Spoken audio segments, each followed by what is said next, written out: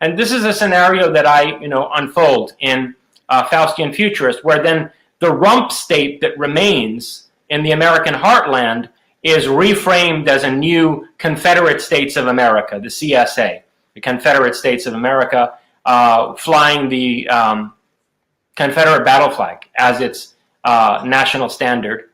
And so this is how I see things panning out by 2040 on the timeline that we've entered, unfortunately, since this farce of an election in November. So, but let me make clear that this is not a scenario that I'm endorsing. In fact, anyone who reads this novel with any care will come away with the understanding that the protagonist is actually aiming to change this future, to stop this future from manifesting, because one of the plot elements of Faustian Futurist is that the protagonist, who is a remote viewer and remote influencer, he's a clairvoyant and telekinetic who works for naval intelligence, ultimately, in the United States government.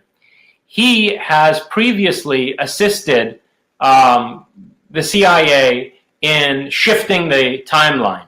In the novel, you see an alternate 1970s and 1980s unfold, where Richard Nixon entered a third term in office, and the Shah of Iran faced not an Islamic revolution in Iran, but a communist revolution, which was a precursor for a Soviet invasion of Iran and attempted seizure of the Persian Gulf oil resources. And in the novel, this Soviet invasion of Iran leads to a retaliation by the Shah using the nuclear weapons that Richard Nixon had encouraged Mohammad Reza Pahlavi to develop in the late 1970s. And in order to avoid this apocalyptic scenario, with the remote viewing data provided by the protagonist, the CIA engineers an Islamist revolution in Iran instead of the communist revolution to create a kind of ideological barrier to Soviet expansion, to stop the Soviets in Afghanistan before they then continue to come into Iran, and to be able to begin to dismantle the Soviet Union without a nuclear war unfolding. So since the protagonist is someone who's already shifted the timeline, who's already, basically given us an alternate history to the one that we would have had it not been for his interventions, the epilogue should not be seen as any kind of fatalistic endorsement of the scenario that I had just described. Rather, the protagonist, the strong implication toward the end of the novel, is that the protagonist is about to be reincarnated in order to attempt to shift the timeline yet again, so that we don't see this kind of a collapse of the United States. I think that the elites who are at the uppermost tier of this conglomeration of various forms of state and private sector power, these elites ultimately have as their aim the deindustrialization of the majority of the planet and our forcible return through a series of engineered calamities, our forcible return to a neo-agrarian society with a feudal power structure where they are the lords. And so we're going to have an extremely stratified society where the uppermost echelon of that society is essentially not even of this earth. They are a breakaway civilization which will be partly off-world. They're going to continue developing singularity level technologies and establishing a monopoly on those technologies, while at the same time secreting away those technological breakthroughs from the population at large and engaging in a controlled demolition of advanced industrial civilization on a planet-wide scale. And I think that, China is going to play a major role in this process. The Chinese are going to be entrusted with shepherding the transition to the global neo-agrarian, neo-feudal society. And there are various reasons for that we can go into if you'd like. Absolutely. The first time I got in touch with your work and your ideas was my reading of Prometheus and Atlas. And there was a chapter in Prometheus and Atlas where you pointed out that the West is already behind when it comes to pre-embryonic implantation, pre-embryonic selection, and that the Chinese has been extensively experimenting with it in terms of how they can actually implement that kind of technology to, I don't want to sound too brutal, but to say to basically breed a master race of overseers, and let me put it this way, a neo-Mandarin order represented by the Communist Party of China, right? Now with the dissemination of these new technologies, we see your predictions once again becoming reality. So I guess a lot of people would consider it has to be amazing to be Dr. Jason Georgiani and to be able to predict things with such precision. But I think you have a burden to bear, and it's a very Atlantean burden because you see things with an eyesight not a lot of people possess, Jason. Look, in terms of China, I have to say, I appreciate that estimation of my predictive power, but in terms of China's relative state of advancement with respect to, biotech and other singularity level technologies, to be fair, the writing was on the wall. I mean, you had to be a little bit dense not to see this coming. It was clear from, I think, the early 2000s that given the attitudes in the West toward eugenics, it was the Chinese who were going to take full advantage of these emerging neo-eugenic biotechnologies. It's also not surprising that the Chinese are leading in, artificial intelligence and so forth, and the big tech in the West is helping them to do that. I don't think that, it required any, exceptional foresight to predict that. I have made some other predictions about China, which, seem bizarre. I've taken the risk of opening myself to ridicule by making these kinds of predictions. But, if these predictions turn out to be true, that would be some rather unique foresight. And so let me just lay out some of those predictions and how they figure into, this discussion of the world order during and after the collapse of the United States.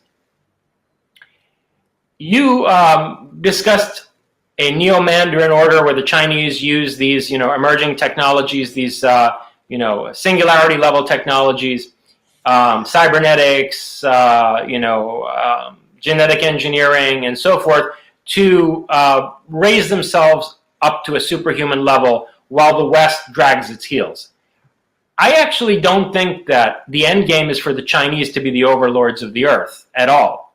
I think that the Chinese are being primed to be a global managerial class, that they're going to be an interface between humanity and a truly superhuman group of people. And so let me elaborate on that. Now, again, to people who haven't read my work, this is going to seem bizarre, but time will tell whether, there's anything to what I'm saying. The Chinese are about to engage in manned lunar exploration. And they have definite plans to go to Mars, and they may get there at this rate before we do, or at least before there's any publicly acknowledged Western presence on Mars. So one of the things that the Chinese are going to have to grapple with is, the presence of, let's say, extraterrestrial installations and an extraterrestrial intelligence on the moon and on Mars.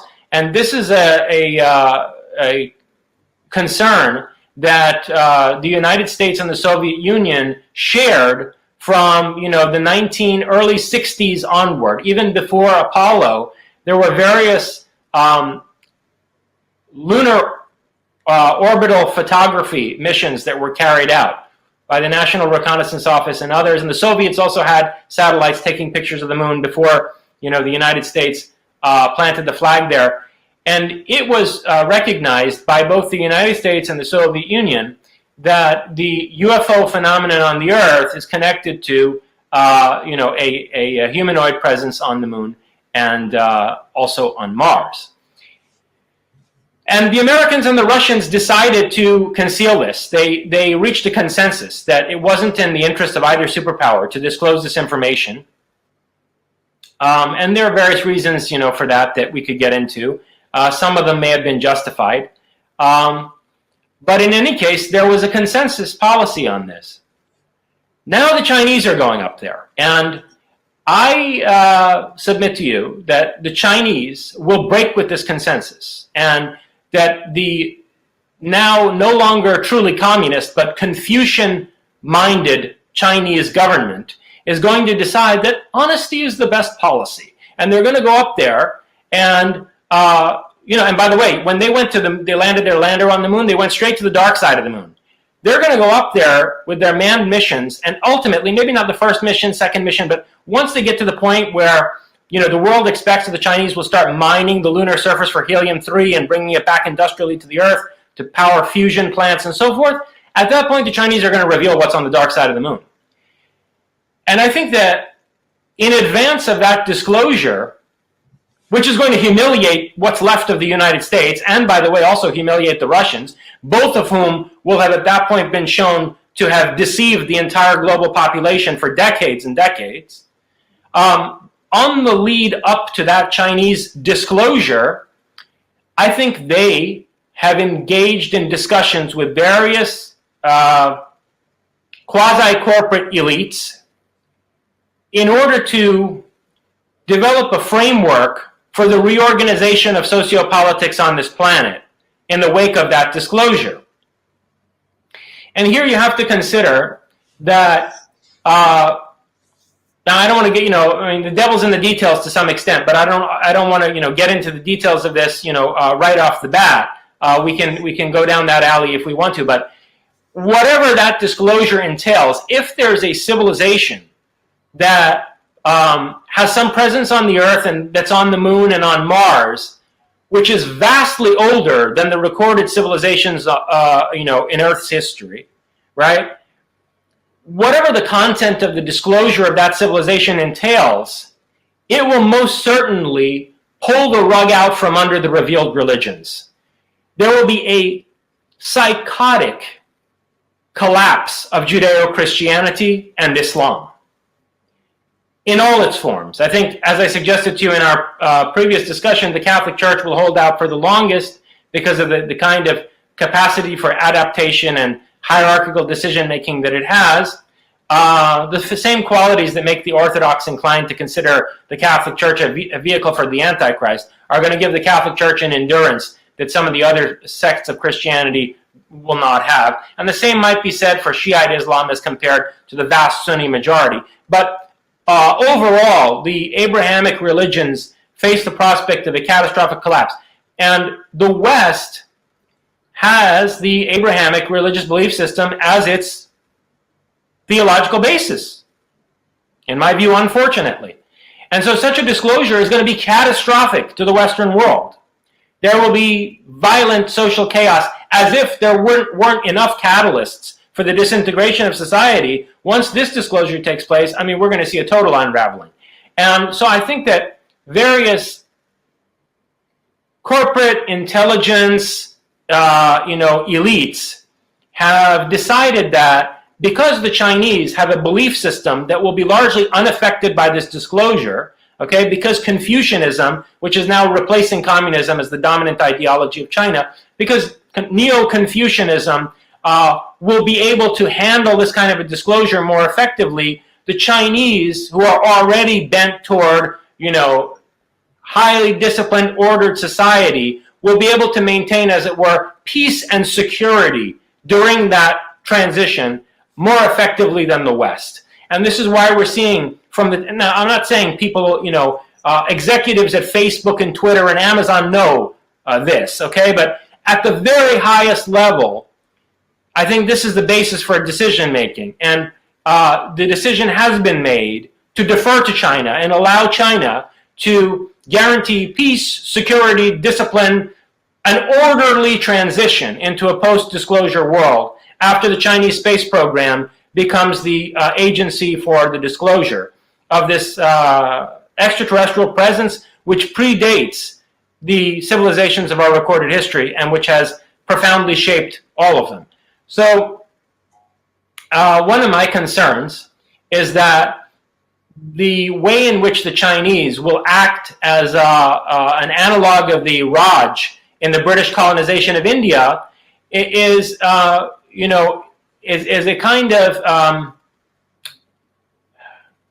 paternalistic guidance that will be detrimental to the dynamic creativity and individual agency that we cherish in the West, and that is the core of the Promethean ethos, which I'm concerned to defend and to promote.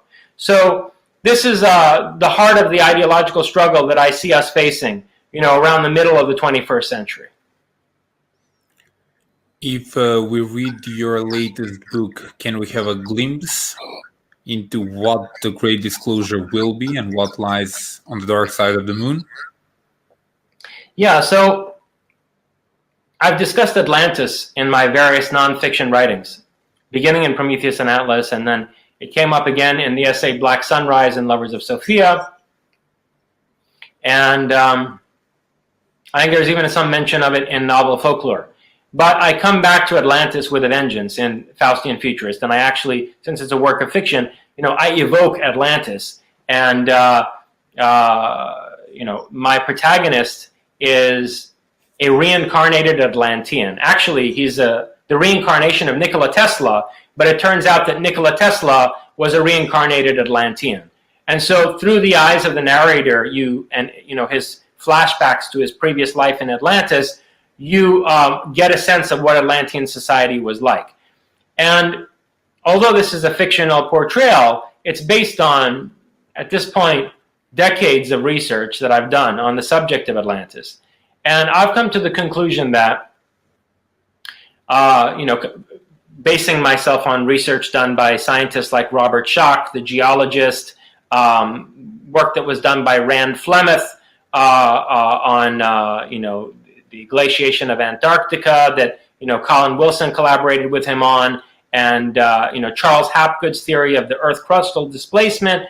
Based on these various scientific studies that have been done, I have come to the conclusion that there was a worldwide technologically advanced civilization prior to 10,500 BC, a civilization that, Plato rightly understood to have collapsed around about 12,000 years ago.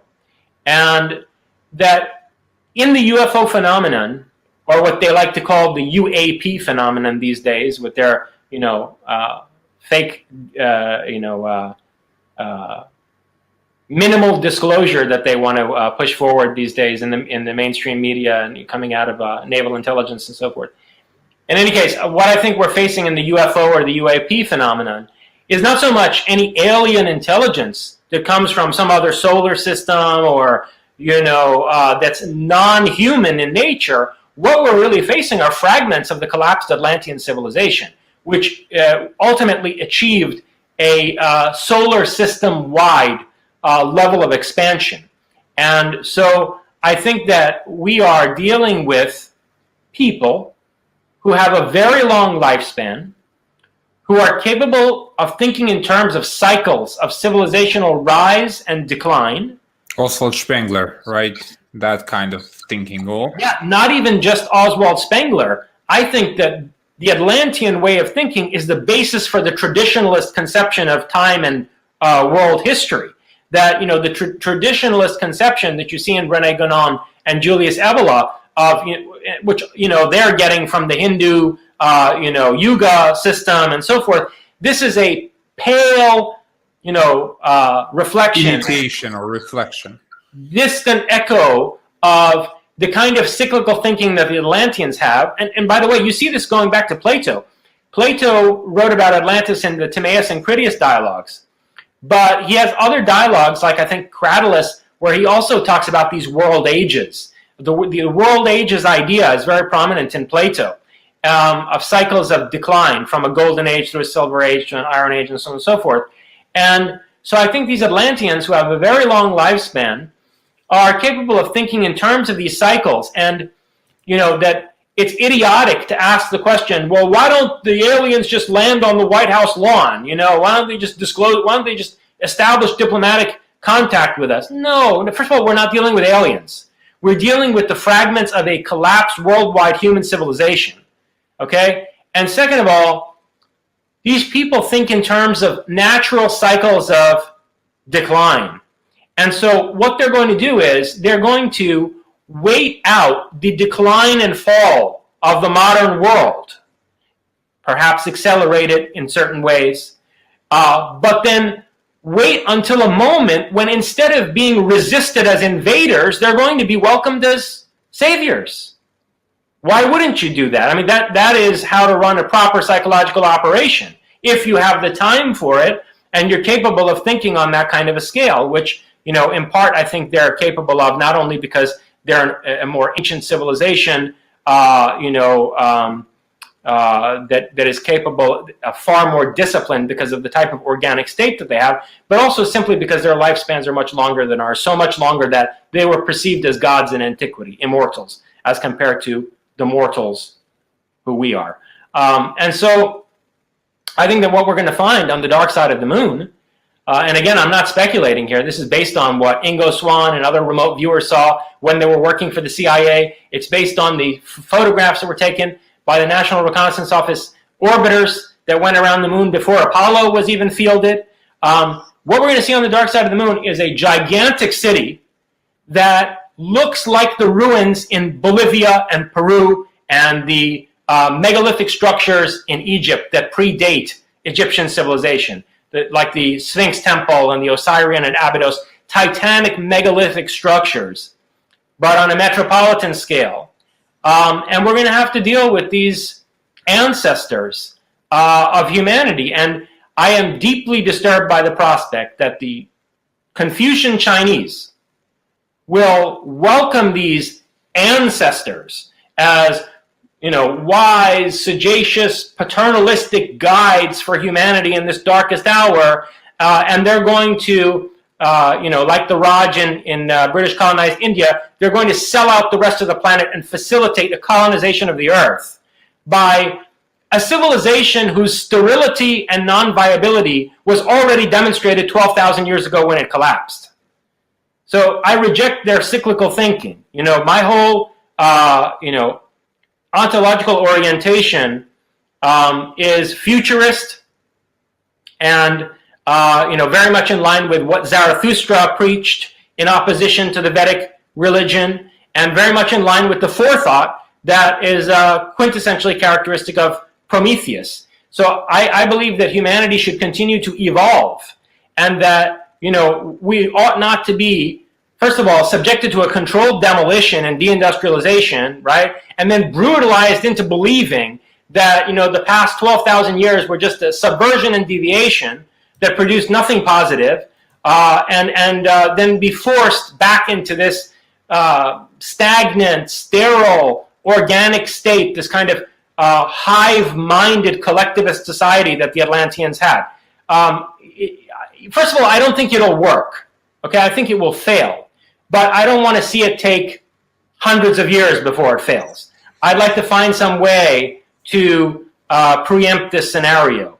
And one of the reasons why I consider China such a grave threat is because I think the Chinese have already decided that they're going to facilitate this scenario.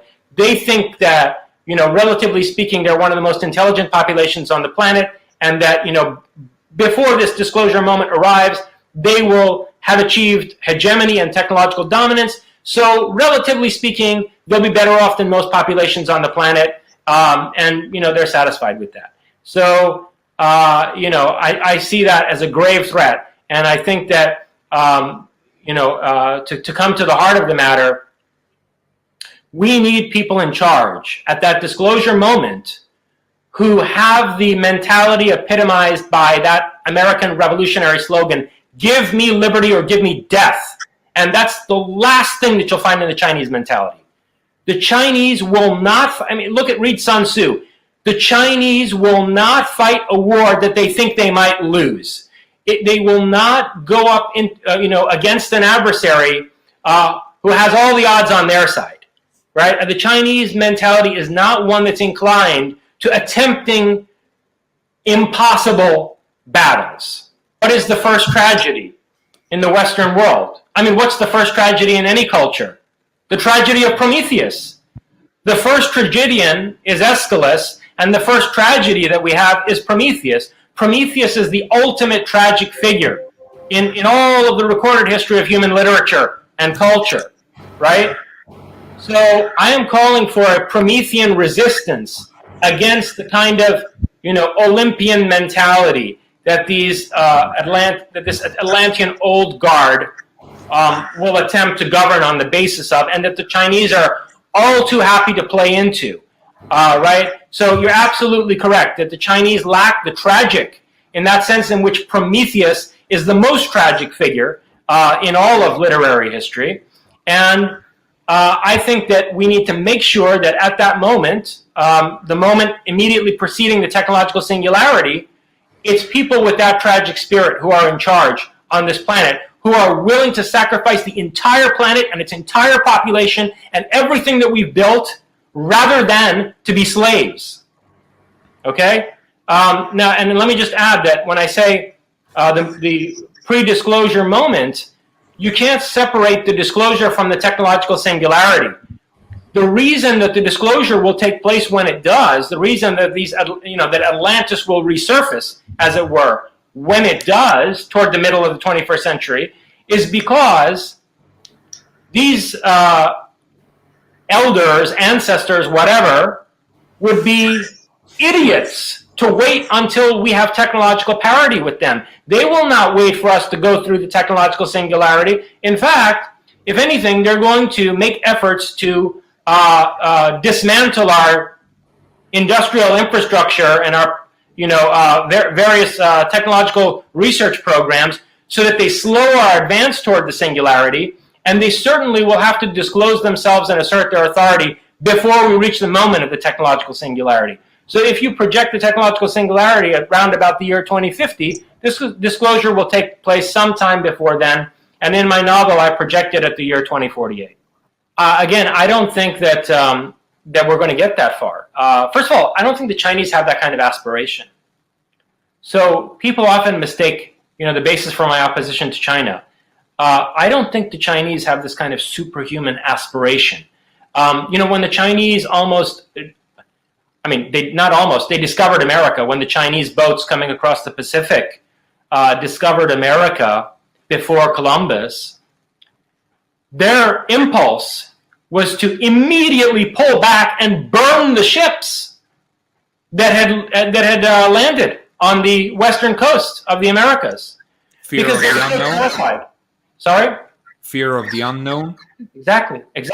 Look, it's a curse in Chinese, may you live in interesting times. They have a profound fear of the unknown. So I don't see the Chinese as aspiring to this sort of superhuman condition. My concern is that the Chinese are going to actually act as the Chinese governing body is going to act as an agency for the prevention of our achievement of a superhuman state of being that's our birthright and our destiny, that the Chinese are actually going to contribute to the diversion of humanity from the achievement of its evolutionary potential.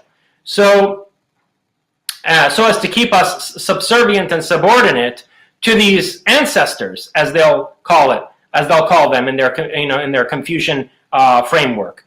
So and then in terms of like concrete technological development, what I'm suggesting is that we're probably not even going to make it to the moment of the technological singularity until and unless we address this threat coming from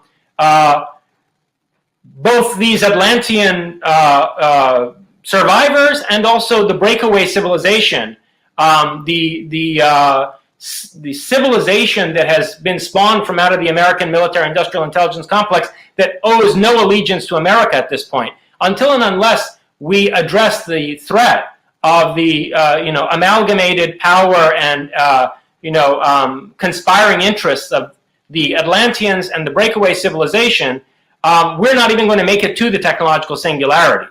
And so my whole concern is to ensure that we are able to develop these singularity level technologies in a way that preserves what we cherish about humanity, so that we become superhuman and not inhuman, right? So that, you know, genetic engineering and artificial intelligence and so forth don't divest us of our individuality and our dynamic creative ability, that we don't wind up in some kind of a hive-minded Borg society, okay? That's my objective.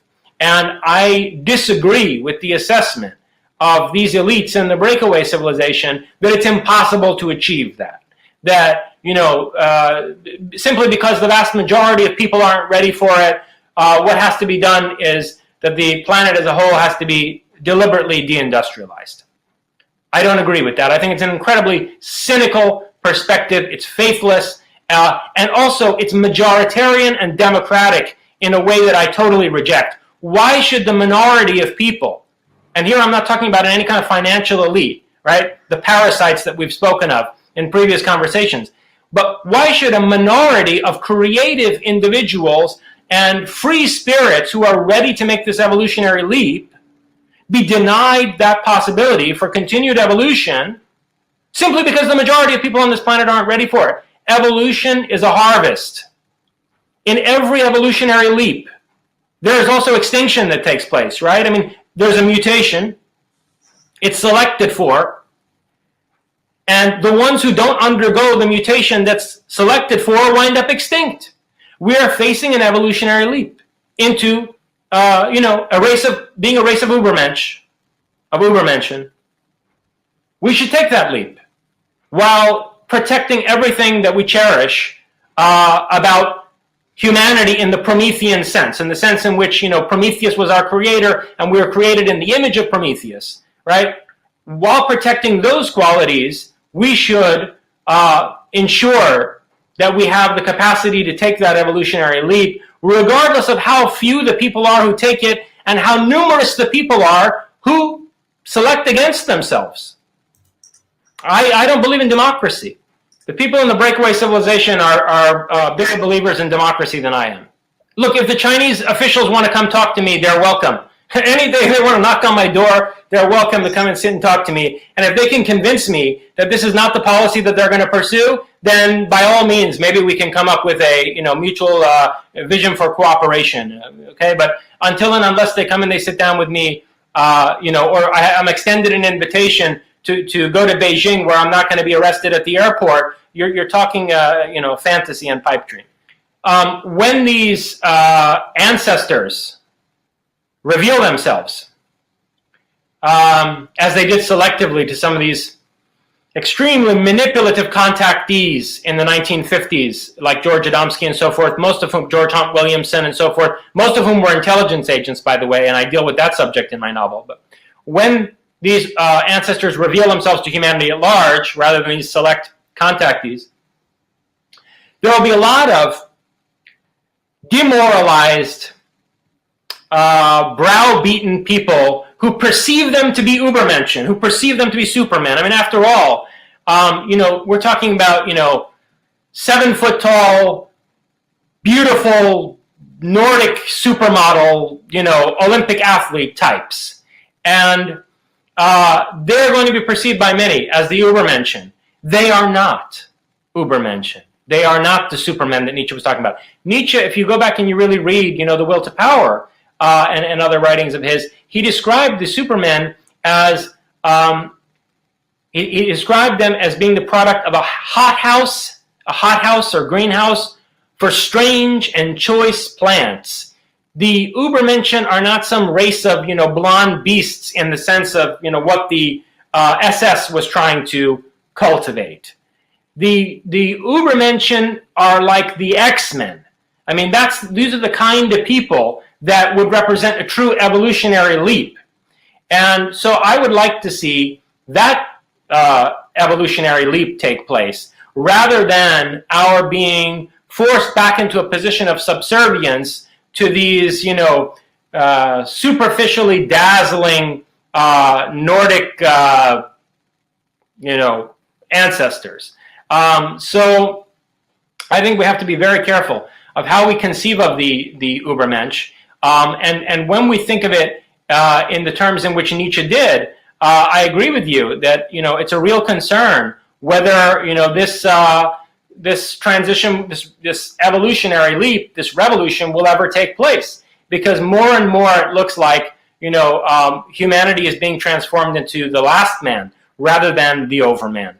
But it may be that Nietzsche was also prescient in believing that it would be the very same conditions that transform the majority into the last man that would provoke a minority of visionary, intrepid spirits to metamorphosize into the overman. So, I mean, in the end, that depends on us. It depends on, how much we're willing to demand of ourselves. Privatization of space exploration on the Elon Musk model can be a significant part of the solution, but not because it will be successful enough to be the predominant model for human expansion into the cosmos. I think that the breakaway civilization and then, ultimately these extraterrestrial fragments of our prior high civilization on this Earth are too powerful and their interests are too vested to allow that to happen. However, if enough energy and enough resources are invested in a privatization of space colonization, and if folks like Elon Musk have the backbone to really embrace a Promethean ethos and stand up to this self-proclaimed elite, what may happen is a coup d'etat within the breakaway civilization. And I want to be careful how much I say about this, because then we get into matters that are, as it were, operational. But the only way that we're going to get past the security perimeter that's been put around this prison planet is if we can prevail upon some of the wardens to choose collective survival rather than a terrible tragedy where nobody wins, if you take my meaning. And that's going to depend, going back to what I was saying about give me liberty or give me death. And so it depends to some extent on whether people like Elon Musk, Peter Thiel, and so forth, people in tech who are not party to this totalitarian thought policing big tech regime, right? If those people can be prevailed upon to embrace a Promethean ethos and to stand up against the kind of retarded policy that the breakaway civilization wants to implement, then it's not that, this privatized space program will take us into the cosmos, but it's that this privatized space program will have been a spearhead to break through the, the fence penning us into this farm, okay, this animal farm that we're living on. So, yeah, I think that, its significance can't be underestimated, even though it is a catalyst and a kind of incendiary device more than it is an ultimate solution. Do you personally see Elon Musk as a visionary? The jury's out. Look, the guy doesn't make statements that are extensive enough for me to be able to discern whether there's any well-formulated vision there, whether he has even an implicit ontology, epistemology that orients his projects. It's not that clear to me. Clearly, Peter Thiel is a thinker, and the two of them work together. I don't know to what extent they're on the same page about what the best way to move forward is, but it's possible that, because the thing is, when you're in a position like Elon Musk finds himself in, you might take it under advisement not to say very much and to keep your statements very laconic. So I don't know whether that's why he says as little as he does, but I think it'll become clear over the course of time. And people like him have to decide who they want to be remembered as having been 1,000 years from now on Mars, because to tell you the truth, I believe we will prevail. I do believe we will prevail.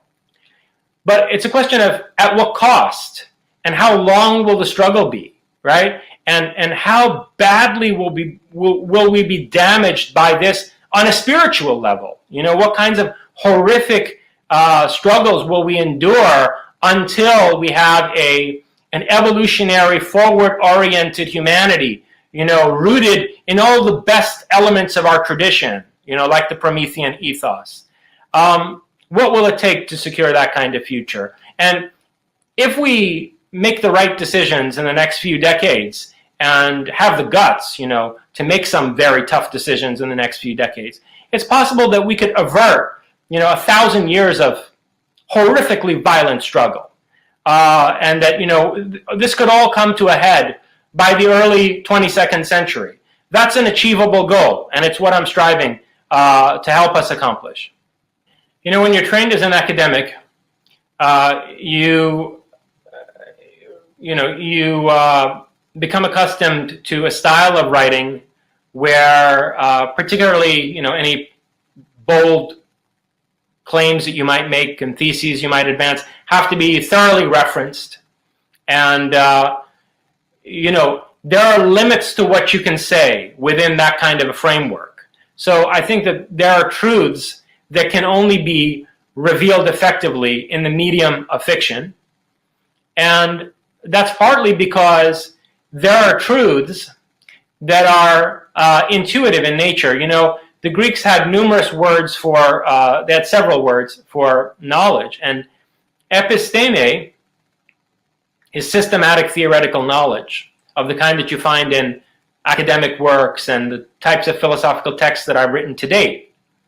But gnosis is also a form of knowledge in Greek.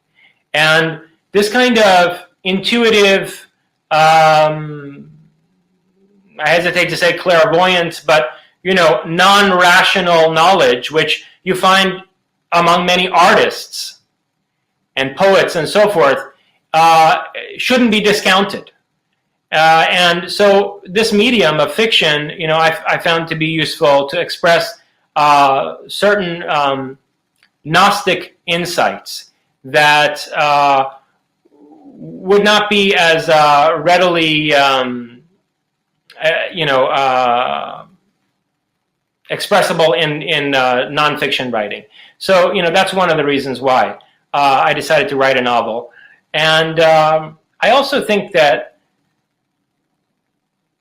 if we want to develop a new civilization, it's important to recognize that we're going to need to restructure the collective consciousness on a fundamental level. And this goes to my concept of novel folklore that I developed in that book, in the book Novel Folklore, that I started to develop in the chapter Worlds at War Over Earth in Prometheus and Atlas. This idea that, coming out of what Heidegger understands about the relationship between language and folklore, and Jung's understanding of the collective unconscious, in order to restructure and reorient the developmental trajectory of a civilization, you need to actually re-engineer its myths. And you can only do that by addressing the subconscious. So there's a way in which the reader of a work of fiction like Faustian Futurist is being engaged on a pre-rational level, and on a level that will allow for a recalibration of the developmental trajectory, potentially of society at large, if you take my meaning. And this goes back to the ideas on a worldview warfare that I explored in my essay Black Sunrise and so forth. I mean, that can be used constructively or destructively. And so, whereas in Black Sunrise, I talk about a very, how could I put it, nefarious use of worldview warfare, a very destructive use of worldview warfare on the part of post-war fascist elites. In effect, with Faustian Futurist, I am myself engaging in a kind of Weltanschauungskrieg on a sub-rational or subconscious or pre-rational level. So that's also one of the reasons that I've delved into fiction.